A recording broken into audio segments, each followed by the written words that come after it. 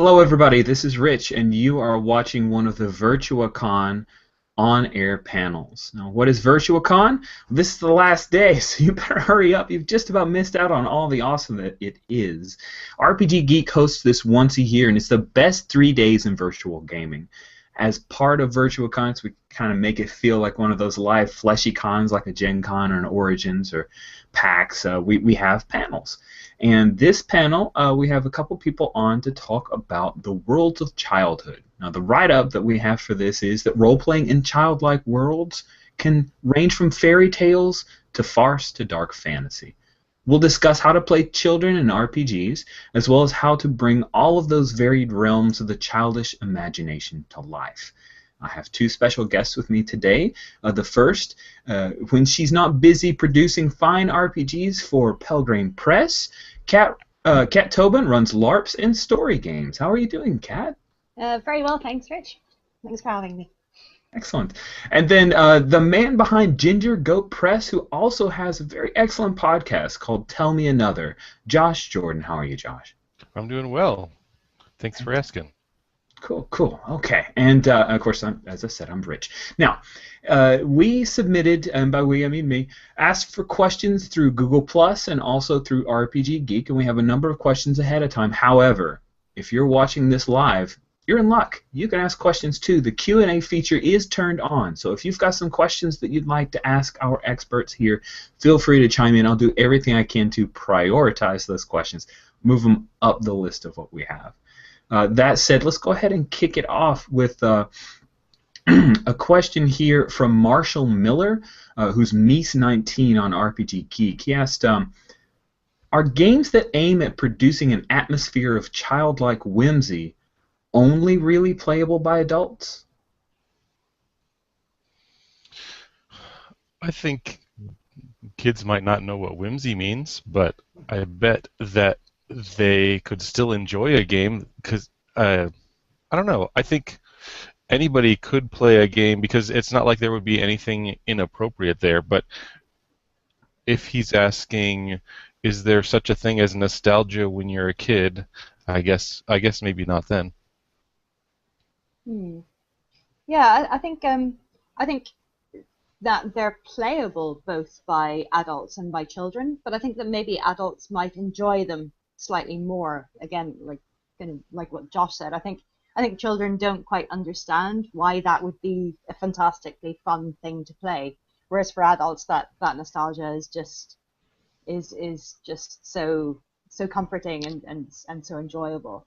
Whereas for children, I think it might lack monsters and swords and things that are actually fun if you're a child. Yeah, I think if some of the Monsters and Other Childish Things is another game that I've played where you're playing a child who has imaginary monster that can actually fight other imaginary monsters, and there are aspects of that, the darkness behind the monster's motivations. And maybe that's not whimsy, so maybe I'm not talking to Marshall's question, but it's definitely a level that I don't think my 8, almost 9-year-old son would really glom onto or get. But the monster fighting part, he'd be all over it. So Marshall also asked, how do children play children differently from the way adults play children? Well, I've had limited experience playing with younger gamers, but I think that the best way I could describe it is that they just play it straight. They don't have to worry about getting into the headspace. And also, generally speaking, at least with the ones I've played with, they're not shy about turning the game dark and violent. It's the adults who are a little nervous about that stuff. I mean, if I just based off of storytelling, informally with my 3-year-old.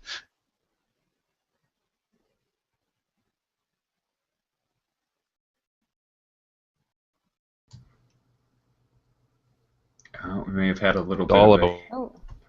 Oh. Go ahead, Josh. You were talking about when you were playing with... When I'm playing with my son, he has no problems fighting bad guys and killing them and taking the game, what we would think of as dark for a children's game. But for him, that's just that's just part of the story.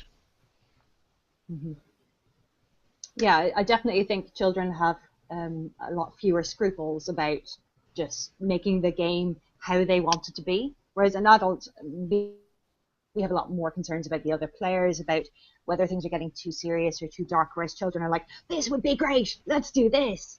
And just they'll just take the game and go with it. So I think that they play it in a much more, yeah, as Josh said, a more straight way, a more kind of upfront, straightforward, selfish way almost, in a way that maybe as adults we've evolved slightly beyond, where we have other concerns about making the game an enjoyable experience for everyone, whereas children are much more selfish about having a great game themselves, having the game that they want to play, as opposed to maybe a game that everyone wants to play.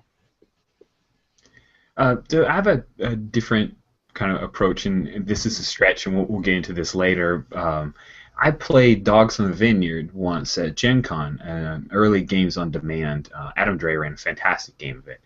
And in Dogs on the Vineyard, you're playing teenagers who are in kind of a never existed Mormon Western civilization.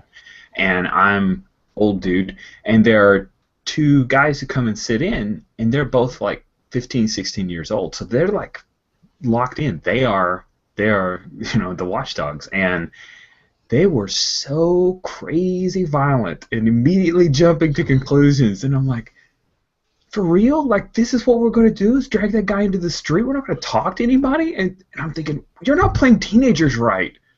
Wait a second. No, I think they probably are. So it's an interesting realization as I got angry at them and then thought later, no, wait, I think I was wrong. Yeah. Maybe I was that dumb when I was a teenager. Oh, wait, did I say dumb? Sorry. Jules, who's Juleski on RPG Geek, asks a pretty simple question. Why is it fun to play a kid or to run a kid's game? No, I love the lack of responsibility of playing a child.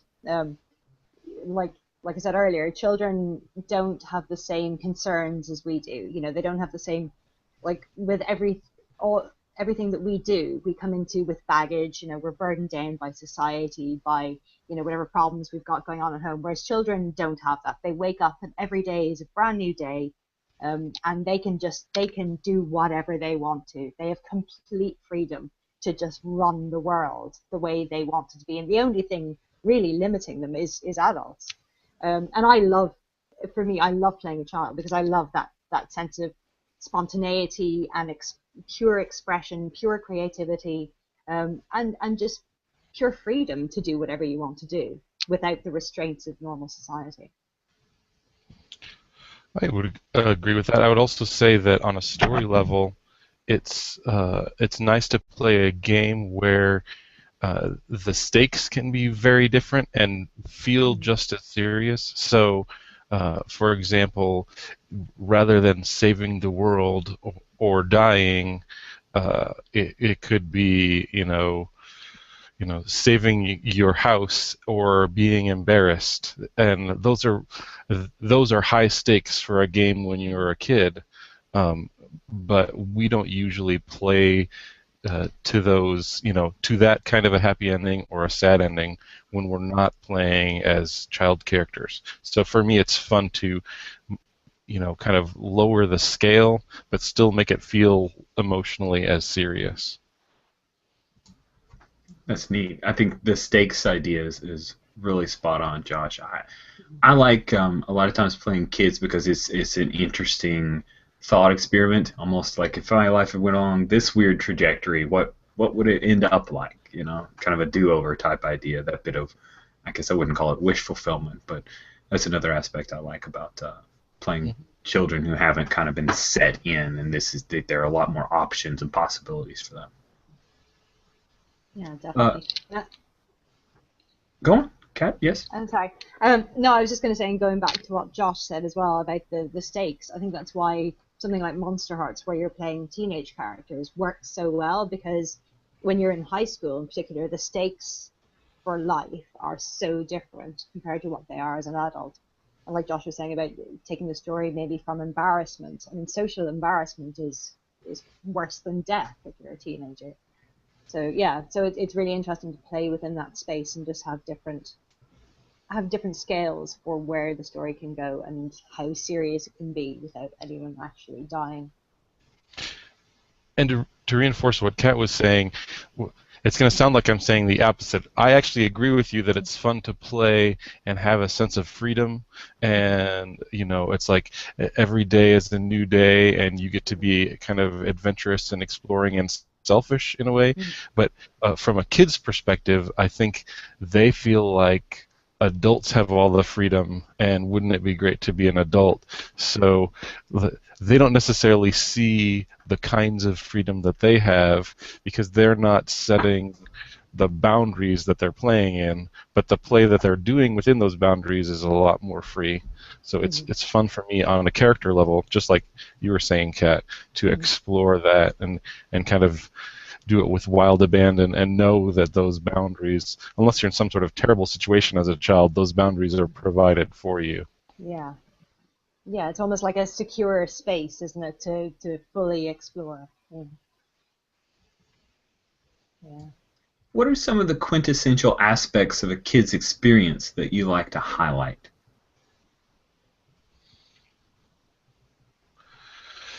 Well, in Heroine, part of the focus of the game was to emulate stories that work on coming of age, kind of like deciding who you are as a person. And I think there's obviously a wide range of development depending on what kind of child you're talking about. But in that one, I was trying to focus on, especially for girls, stories about what it means to take charge, be who you are, and save the day, but at the same time to deal with the things that you're afraid of and figure out what your solution to your own problems is. So I think broadly speaking, coming of age, but more specifically maybe like understanding your own, or who you are choosing to be as a person.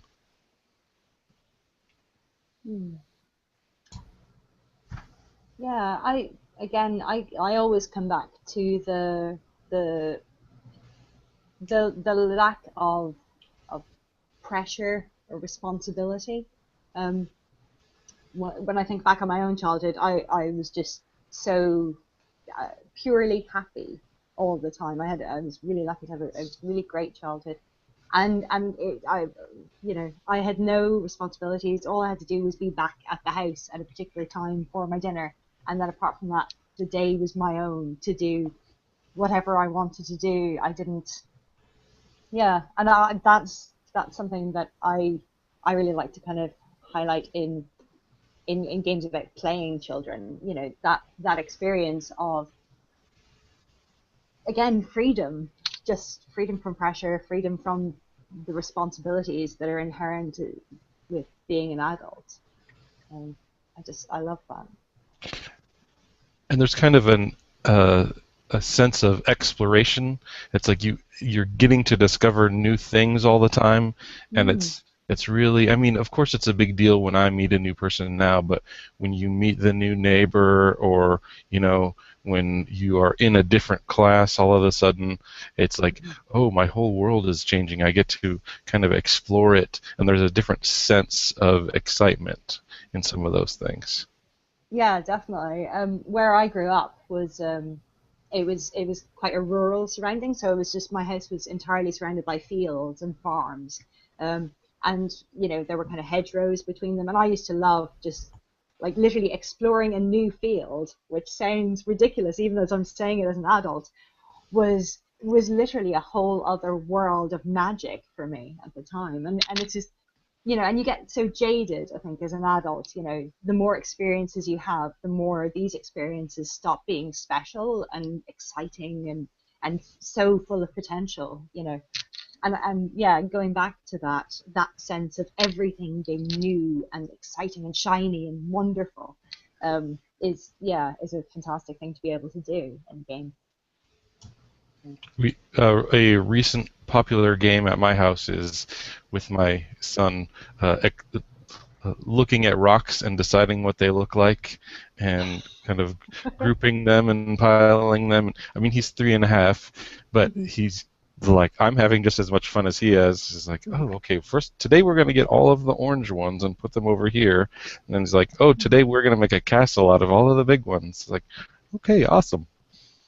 It's pretty awesome. Yeah.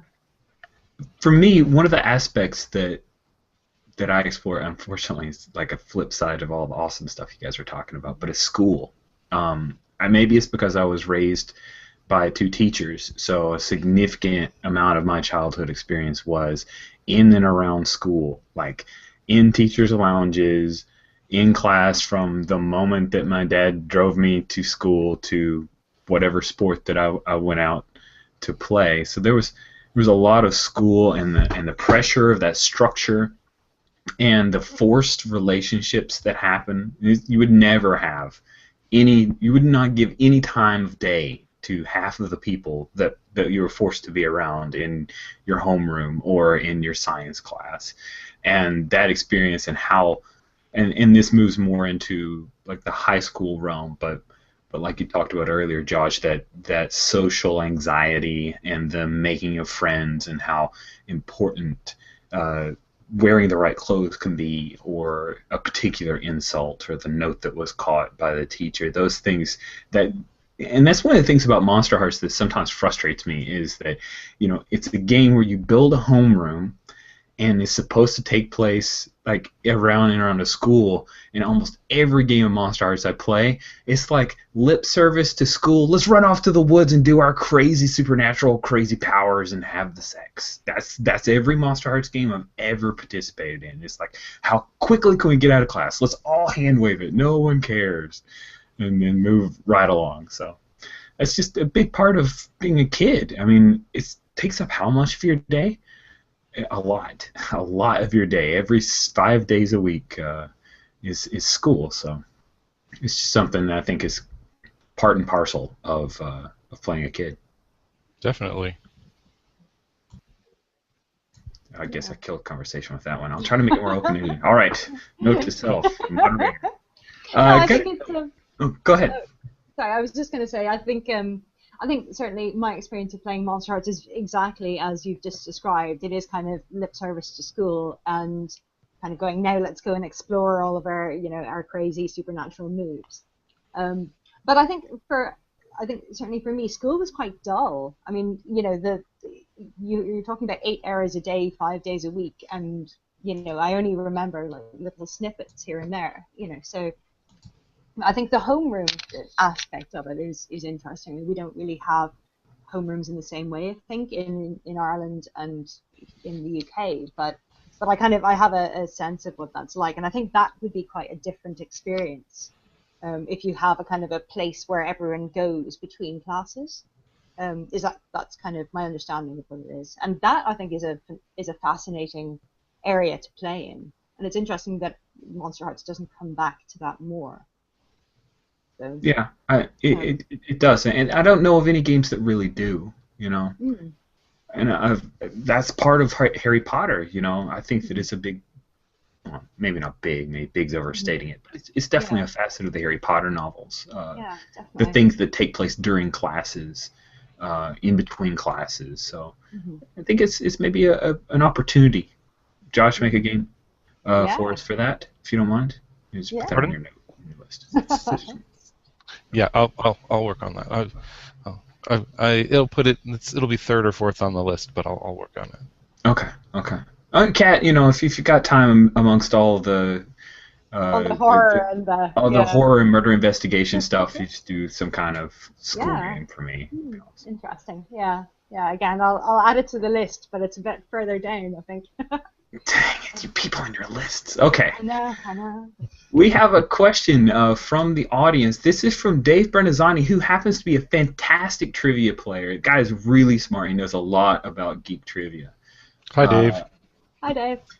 So what about younger folks at online conventions? It's really hard as an organizer to know whether we should try to have kid-friendly games or whether it's something taboo, given that children and anything online needs to be handled with extreme care. I think that's a very fair point. Mm-hmm. It's a little touch and go.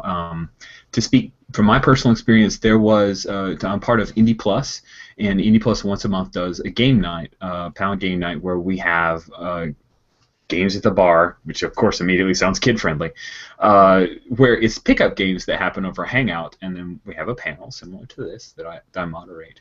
And one month we decided to theme the entire game night around kids games, and so we opened up the bar to kid friendly games, and that's it. Like that's the every other time it's been pretty much 18 and up has been our experience, because it's a little scary because there's less control, you know. Mm-hmm. If it's a hangout, a straight up hangout, people can continue to rejoin. Mm-hmm. So there's a little less control there. So Mm-hmm. that's been my experience. What about the two of you? Any thoughts around how you could shape some kind of kiddie corner, as it were? Well, I would say, first of all, now these are just my general advice and opinions, so don't take them as more serious than they are. Since you are asking you are essentially asking a "how do I avoid legal issues" question. We have to point out that we're not experts as far as that goes. But if you ever find yourself in a private video conversation with someone under 18, you have done something wrong, I think. Not necessarily with intent, but you may want to reconsider the setup that you're in. But I think, broadly speaking, if you're setting up an online convention, I like what you said, Rich, that sometimes they're 18 plus, and then in certain situations they're open. You're not responsible for being the parent of that person and determining whether or not they join. But if they're in a group that they could have been invited to and they're not breaking any rules to get there, I just think, okay, now you're a facilitator of a game with a kid in it, and you kind of got to play from there. So it's like you can only do so much to prevent them from joining, but once they're there, it's like, okay, now this is just another player at my table, and they've got triggers and lines and veils that come with them just like anybody else does. So be a good facilitator would be my advice. Yeah, I think if you do find yourself with a child with like an under 18 player, I think it does change what you should be doing with the game. And I think there's a bit where, I mean, obviously, if you look at something like film ratings, you know, there's a reason why films are rated in particular ways, um, and I think certainly I would feel personally if I had a, and I run a lot of games at conventions, and I've run a couple of conventions as well. So, but they've all been physical conventions, which is a slightly different thing because you have a lot more control. It's a lot more, it's much more of a public space and everyone can see what's going on, and so that makes it easier. But I think that if a child joins your game, I think you have a responsibility to kind of tone it down a bit, and not necessarily, you know, break your game to do so, but certainly be aware of the fact that maybe they're not as maybe not as ready to process, not as ready to process particular issues, but equally not as able to interact with kind of with themes in a way that a mature adult would do. There's a, they don't have that depth of experience to help them to play at that level. So I think it's good to, as a facilitator, to bring that back a bit in the game. In terms of creating safe spaces online, I don't actually have any experience with that, and I'm not quite sure how you would do it. But certainly, I think designating areas as kid friendly is probably the start of how you would go about that. Yeah, in Indie Plus, what we did was it was pretty much a bring your kid to the game day, and that felt a lot safer than the idea of let loose the hounds, oh Yeah. children come forth. Yes. It scares me. I think the risk versus the reward is too great. So I think Josh, you've kind of hit the nail on the head. It's just not something that I would do without a lot of caution and forethought. So Dave, good luck with that. Yeah. I don't, yeah, I don't envy your position there, as in most things in trying to organize a con. Cat, I don't know how you people do it. It's a lot of work. Yeah. It is, and it's tough as well because in that kind of situation, you need to you end up with a kind of a chicken and an egg situation where if you set aside a particular area, like, and you have GMs ready to play games for children, you don't necessarily know that you're going to get the players for those. But then if children want to play and you don't have anyone ready and able to do a child-friendly game, then they're not going to come back. So it's like, do you set up the games first and hope that you get players, or do you, if you get players, then react to that and you know, use almost the market request to determine how many games you run? So it's a very difficult situation to balance, I think. Really.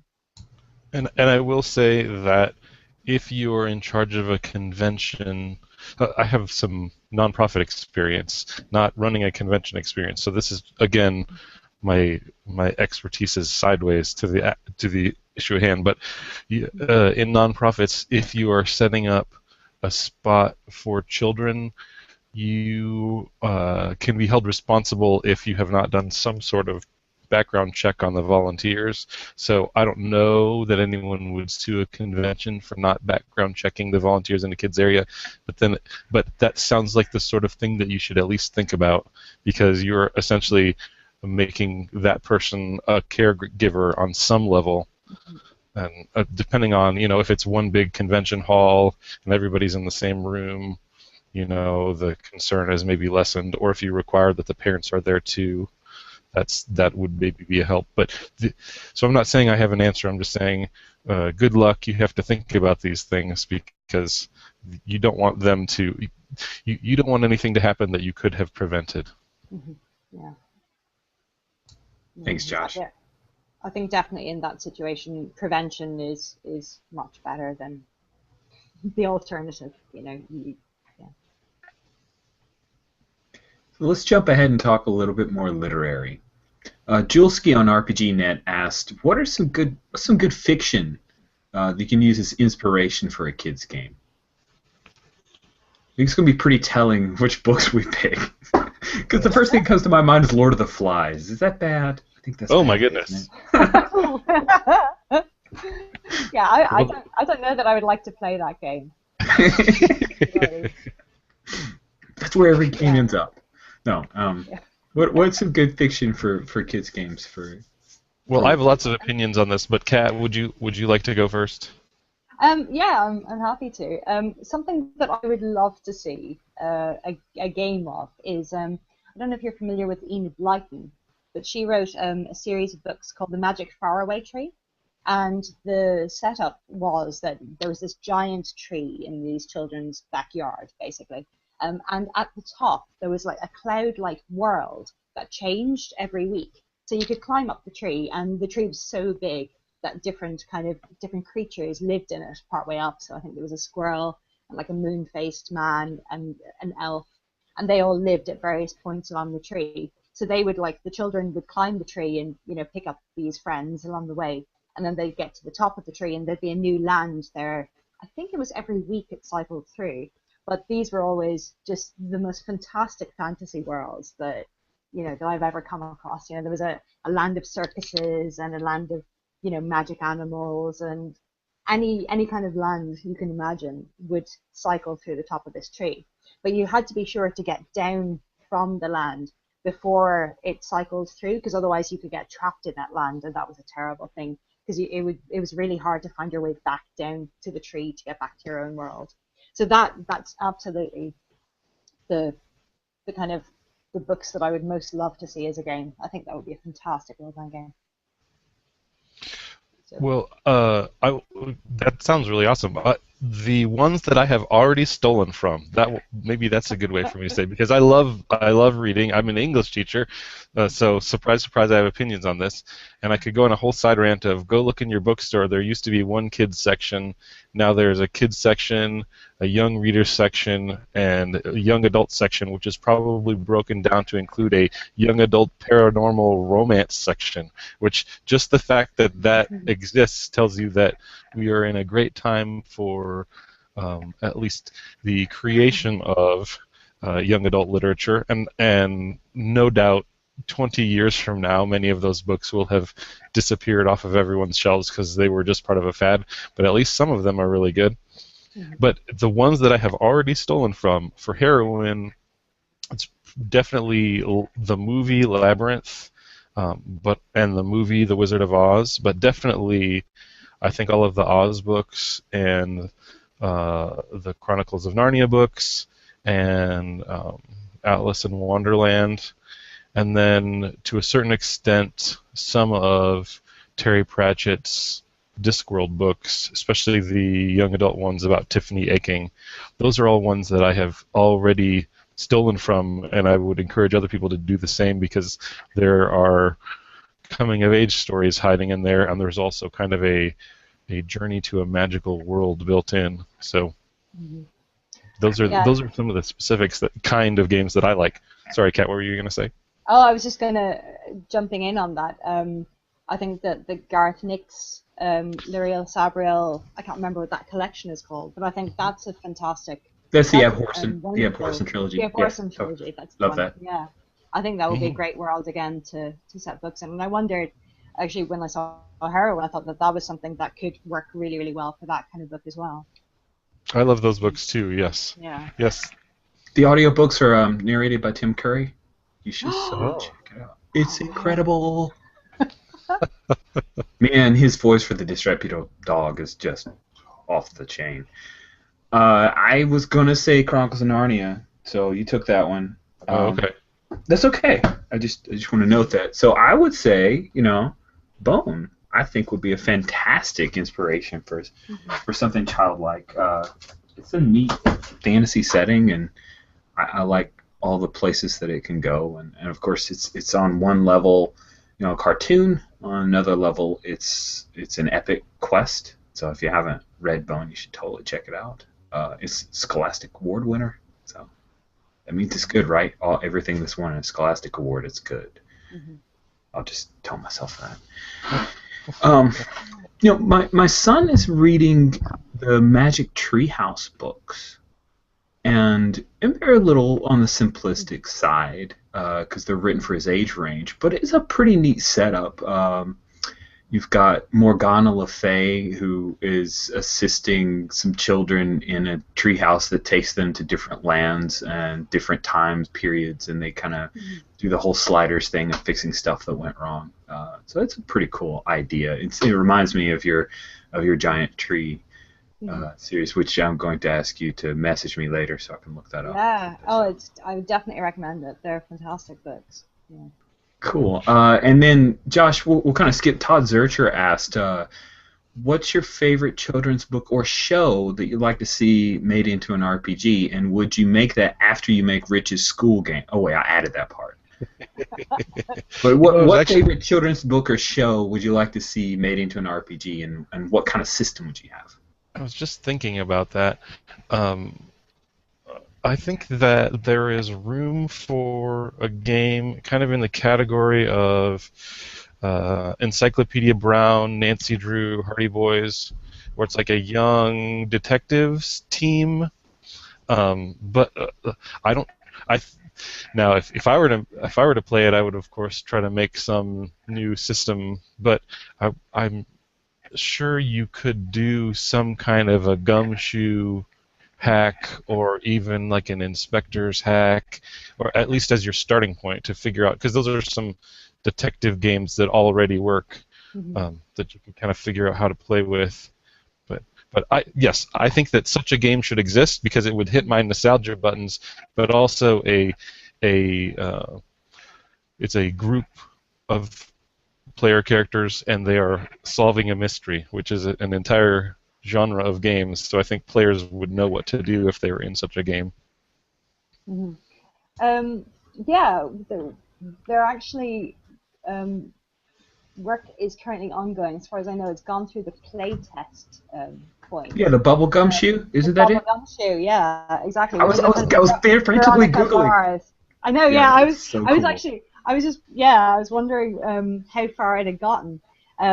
So yeah, it's kind of Evil Hat.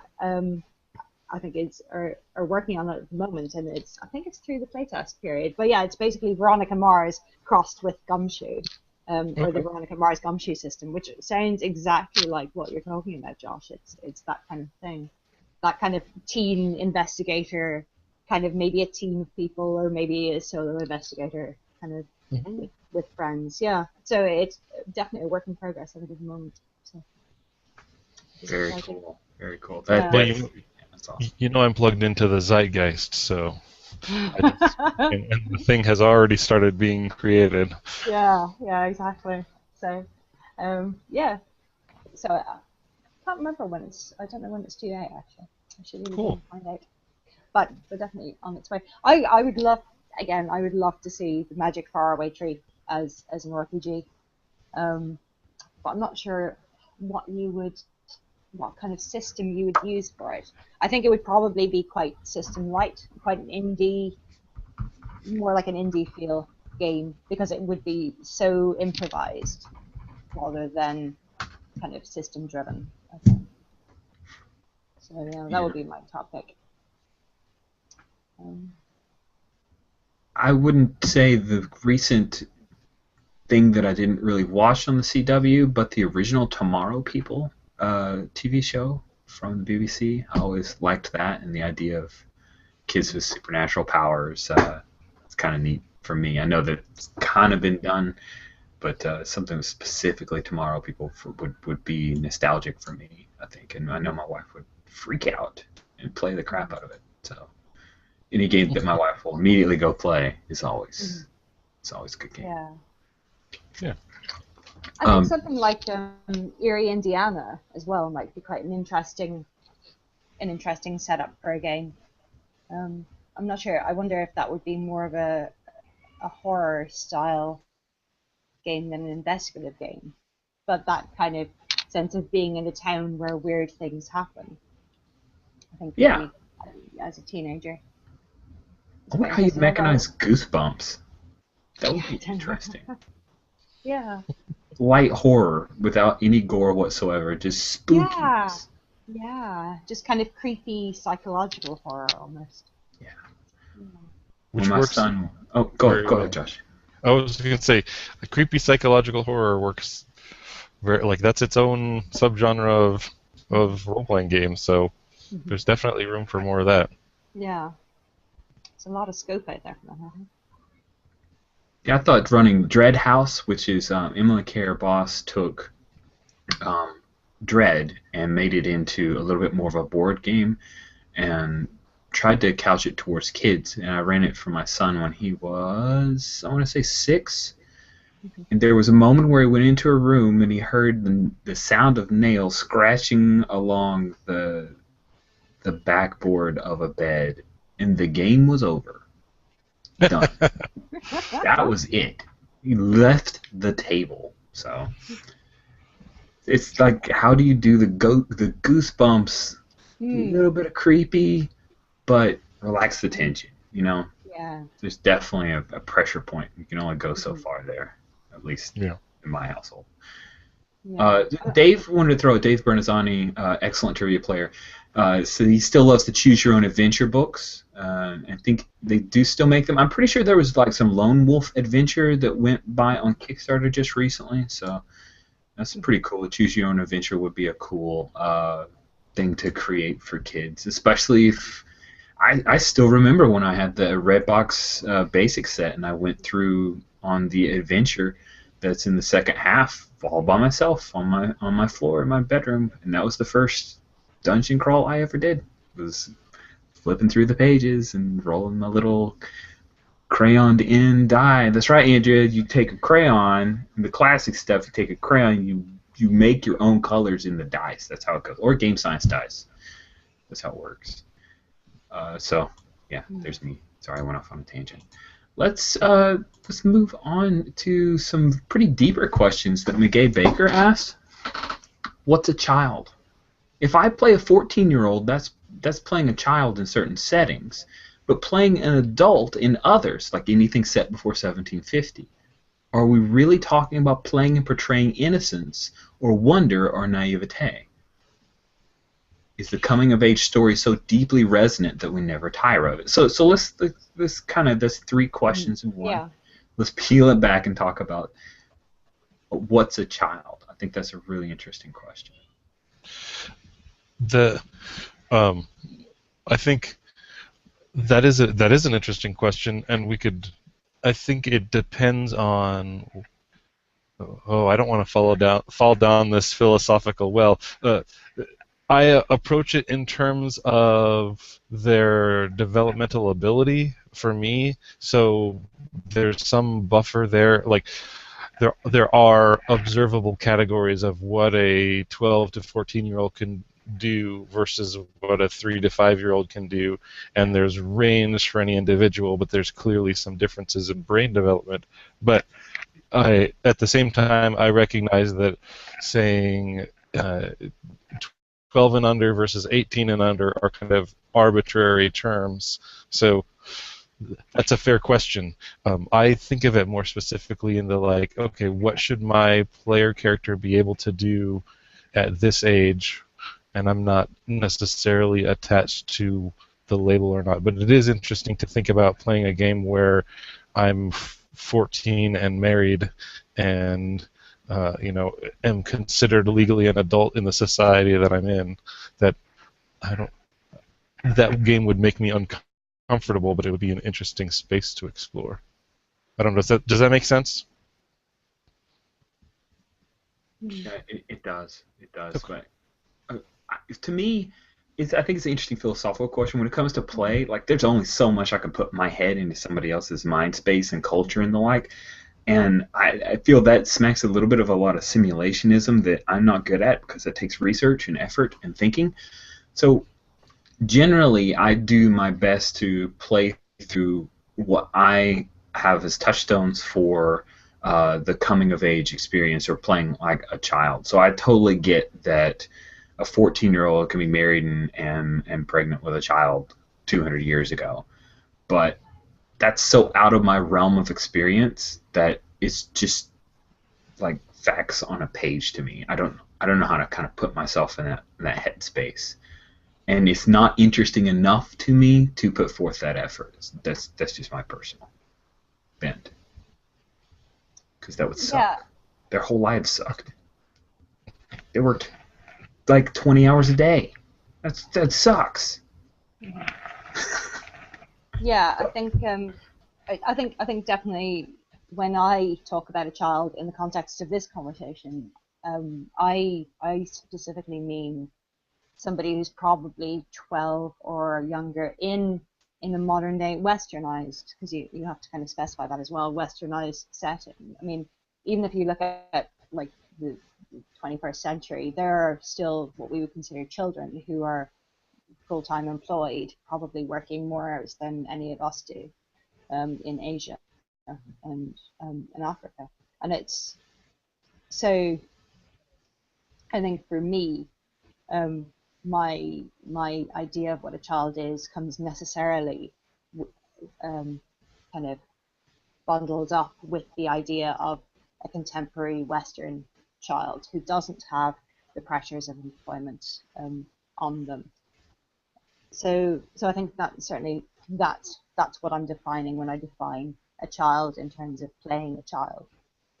Is somebody that has that freedom and that innocence as well. I mean, again, like I said earlier, there's a certain amount of responsibility that comes with even with something like having a job.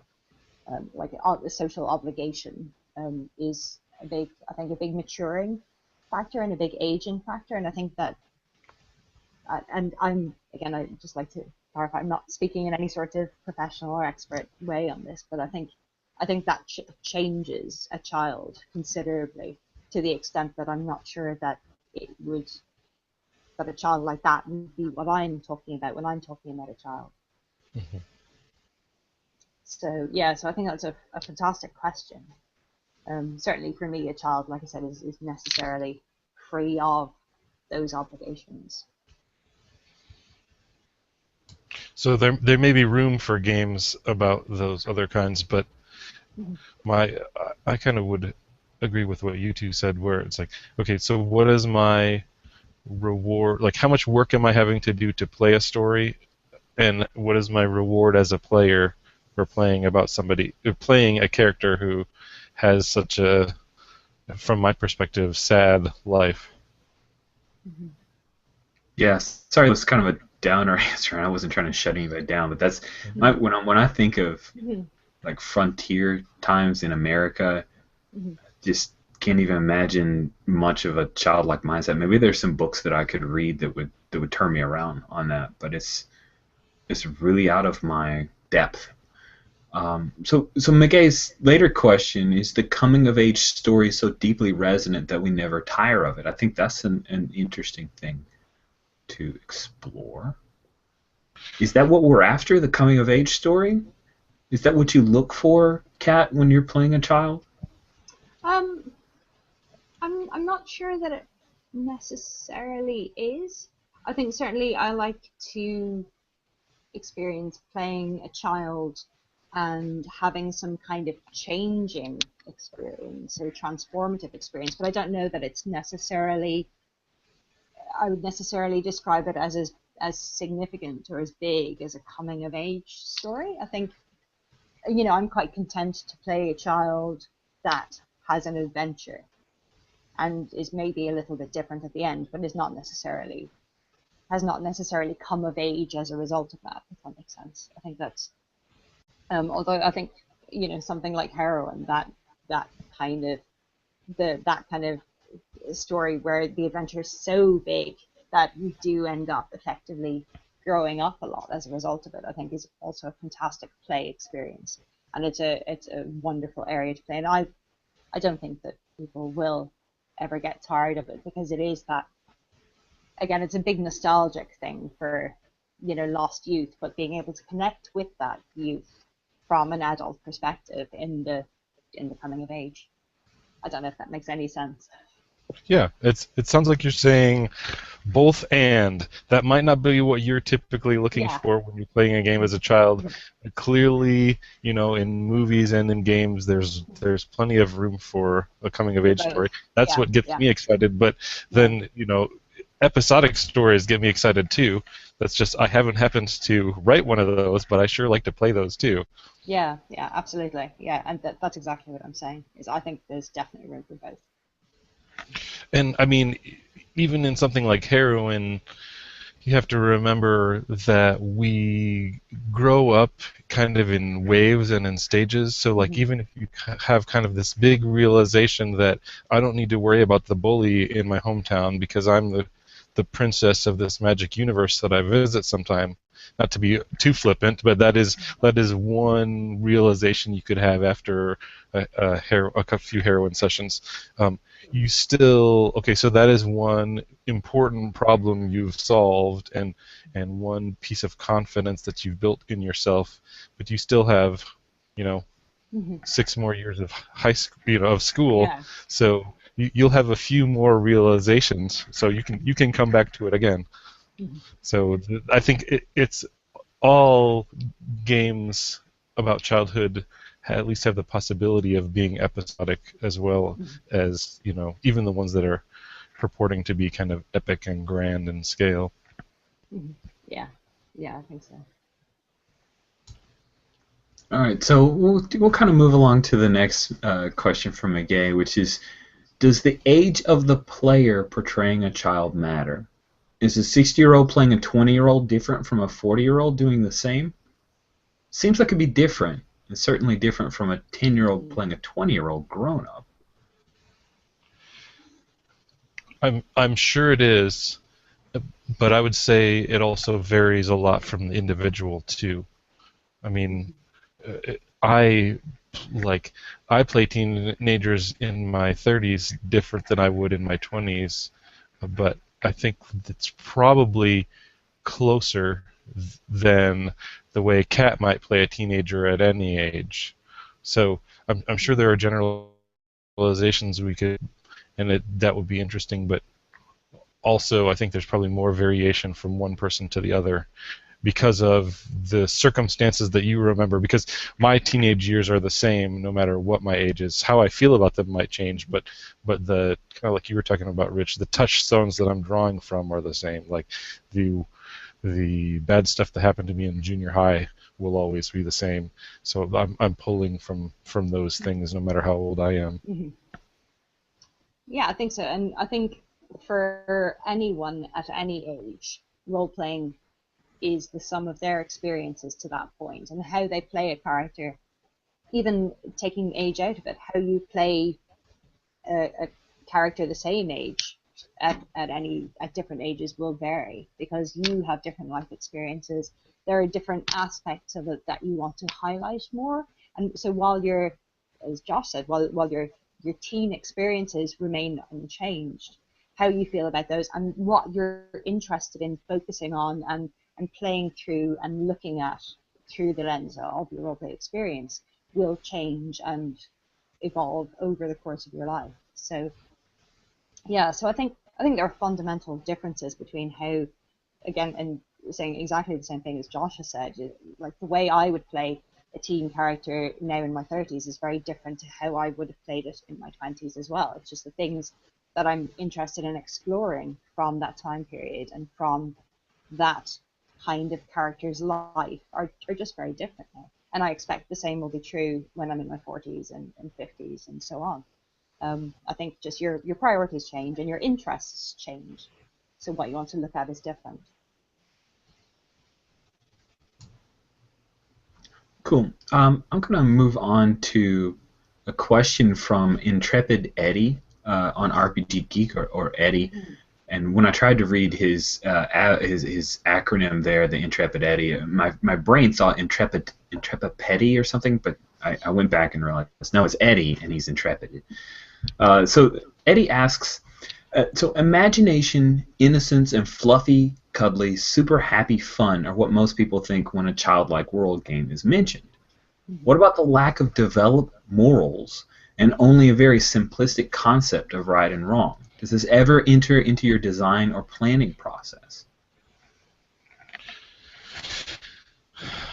I think this may just be my game background, but I am very used to playing with PCs who play with very simplistic concepts of right and wrong, and their characters seem to have undeveloped morals. I think because one of the reasons we play games, and I'm not trying to oversimplify here, is escapism.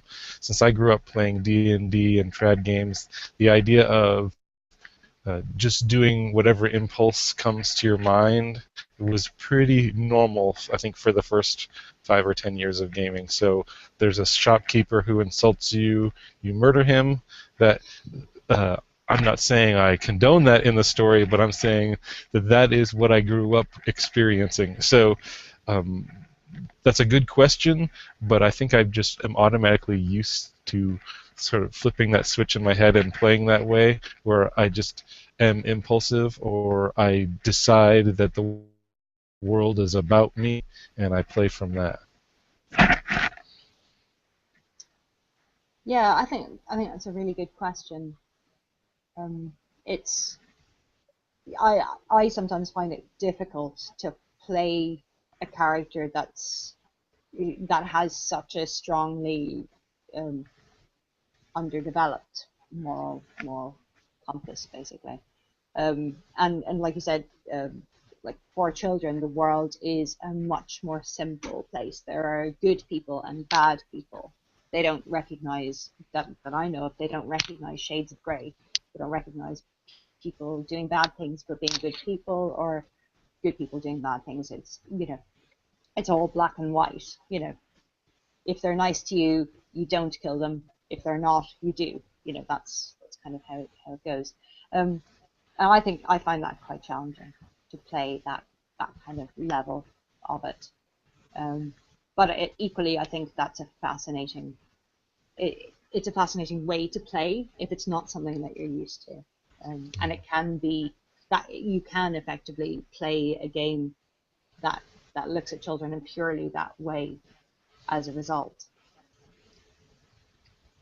So, yeah. I think maybe I should be embarrassed that it's easy for me to do that. No, not at all.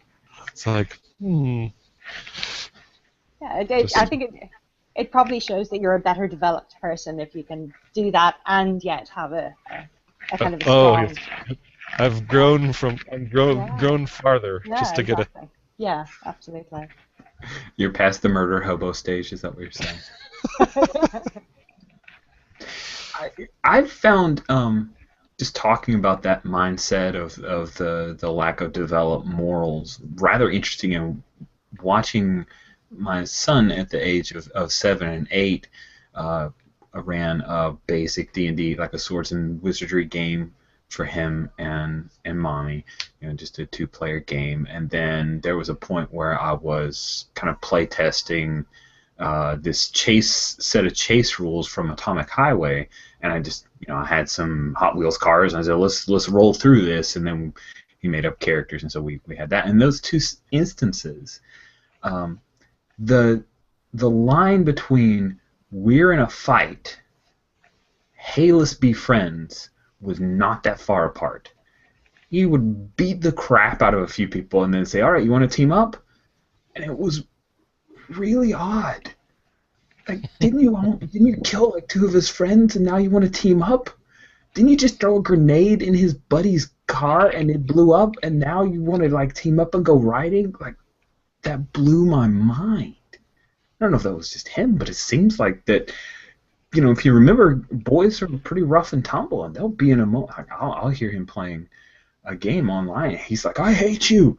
I'm unfriending you right now." And then 5 minutes later, okay, let's play this other game. And so that flow of emotion and barely able to control it, and how wild and careening all of the interactions is. Maybe it blows my mind. I don't know if I could pull that off. I would have a headache. It's a lot of stress. Yeah. Just That's a good have to play a really swingy, like a D20. That way it's like a huge array of how you're going to react to situations. It's like, I like you today. That's it. What is the old encounter chart? Like isn't there one in the DMG, like the attitude of the NPC towards you? He's neutral. I think that was a non sequitur. I apologize, but no, that's good. I think that totally wasn't a non sequitur. I think the part of looking at the world in black and white is that when you are ready to make friends, you go sort of 0 to 60, where it's like, yes, we were mad, but you want to be over it? Okay, we're 100% over it. And I mean, of course, the scary part is that it could then switch back just as fast. That even for high schoolers, I see some of that where it's like, okay, we're good buddies, but you said something I didn't like at the beginning of class. Well, I don't know if I'm actually going to punch you, but it's clear that I want to punch you now. Like 5 minutes later, it's like, whoa, you guys are good friends. How did it so quickly go to I hate you more than anyone else in the school? So yes, I think those things are connected, but it is kind of head spinning for us to observe.